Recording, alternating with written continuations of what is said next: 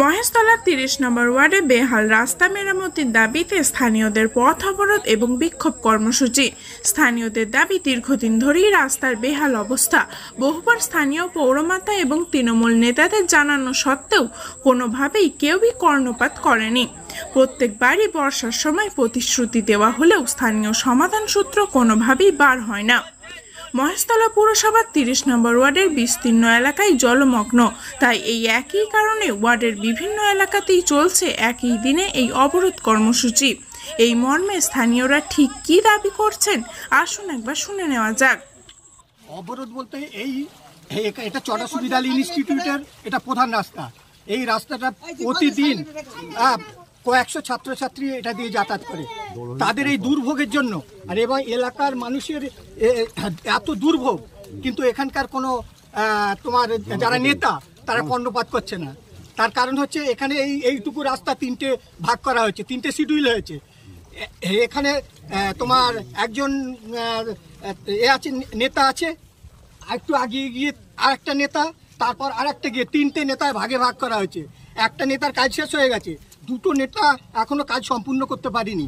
এখানকার এই রাস্তাটা যে নেতার দায়িত্বে আছে সেই নেতা বছরেও একবার এই রাস্তার উপর দিয়ে হাঁটে না, অথচ তাকে দায়িত্ব দেওয়া হয়েছে এই রাস্তার দায়িত্ব। কাউন্সিলরকে জানাবার দায়িত্ব হচ্ছে এখানকার নেতাদের। নেতারা আশা করি জানিয়েছে, নিশ্চয়ই অবগত আছেন আমাদের কাউন্সিলর। এই বুথে যেভাবে ভোট আমাদের এলাকার মানুষ সাজিয়ে দিয়েছে কাউন্সিলরকে, আমার মানে ওয়েস্ট বেঙ্গলে কোথাও এই রেকর্ড এখনো হয়নি। এটা আমরা জোর গলায় বলবো।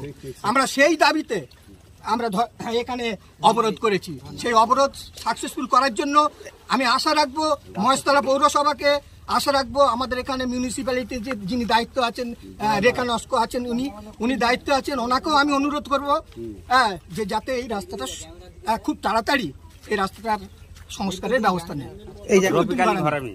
আর আসুন এবার শোনাবো ওই ওয়ার্ডের কাউন্সিলর রেখামালী নস্করের স্বামী সুখদেব নস্কর সংবাদ মাধ্যমকে ঠিক কি বলেছিলেন।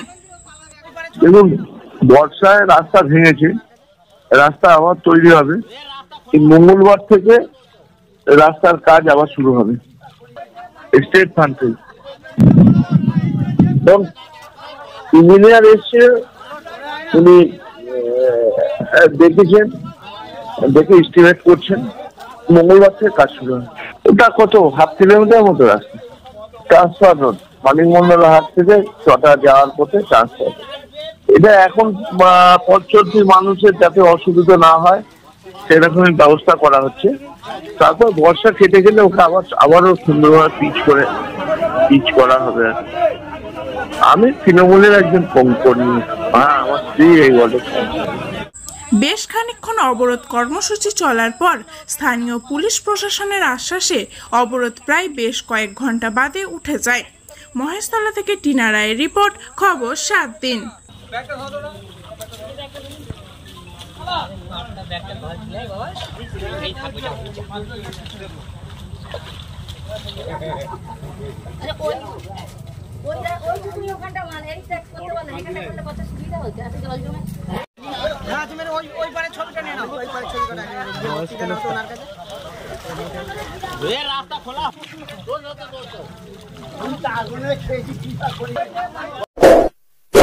এমনই তাজা ও গুরুত্বপূর্ণ খবর পেতে খবর 7 চ্যানেলটি সাবস্ক্রাইব করুন এবং নোটিফিকেশন পেতে বেল আইকনটি টিপুন।